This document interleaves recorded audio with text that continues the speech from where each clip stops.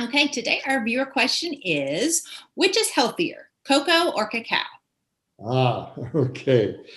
So, what is cacao and cocoa? Cacao comes from the bean of the cacao plant, and they grow and started out as an African plant. Although I think in South America it was growing there as well. I'll have to check the genealogy. But anyway, as the beans ripen, they're harvested. As my understanding is that they are then put on the ground. There's a bed of leaves put out. The beans lay on this bed of leaves for weeks and they ferment.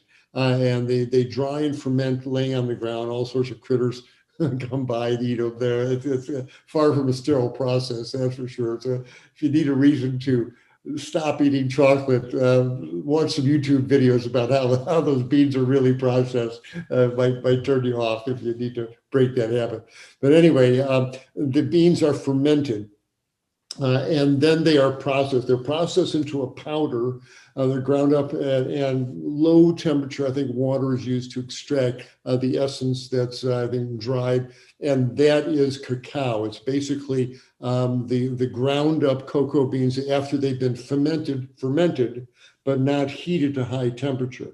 That's cacao, and it's got some nutrients, got iron, it's got some flavonoids, got some antioxidants. It's healthy. It's bitter powder. I mean, you're not going to be eating tablespoons of cacao. You want antioxidants. Have a nice green salad. Have some carrots. Have sweet potatoes. You don't need to be eating this stuff for any reason, but there is a little bit of antioxidant capability to it. But that's cacao. My understanding is they then take that cacao and they process it at high temp. They roast it and process it at a higher temperature, and that becomes cocoa. And it's an easier to use powder. It's easier to use as easier to use ingredient to make chocolate and to make drinks, et cetera, et cetera. So cocoa is cacao that's been roasted and processed at a higher temperature. You lose some of the antioxidants, you lose some of the beneficial properties to it. But again, you're not really consuming cocoa or cacao or for its beneficial health properties. You're consuming it for its flavor, and so yes, there's a loss in some of those beneficial nutrients from going from cacao to cocoa. And cocoa is still pretty bitter stuff. It's usually mixed with sugar and turned into chocolates and various confections. So that's between cacao and cocoa.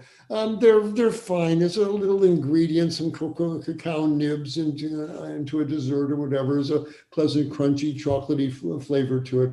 But enjoy it. But it's a condiment of life. A few cacao nibs on your what did we have last night? We had some raspberries with some vegan yogurt, and my wife put a few little cacao chips on top. And that's about the role that it plays in our life, and that's what I suggest that you do it as well. I imagine there's probably some good recipes, some great cacao chip cookies. I'll bet you can do all sorts of vegan things with it. But by and large, that's the essence of the ingredient itself. Use it sparingly, but enjoy it when you use it.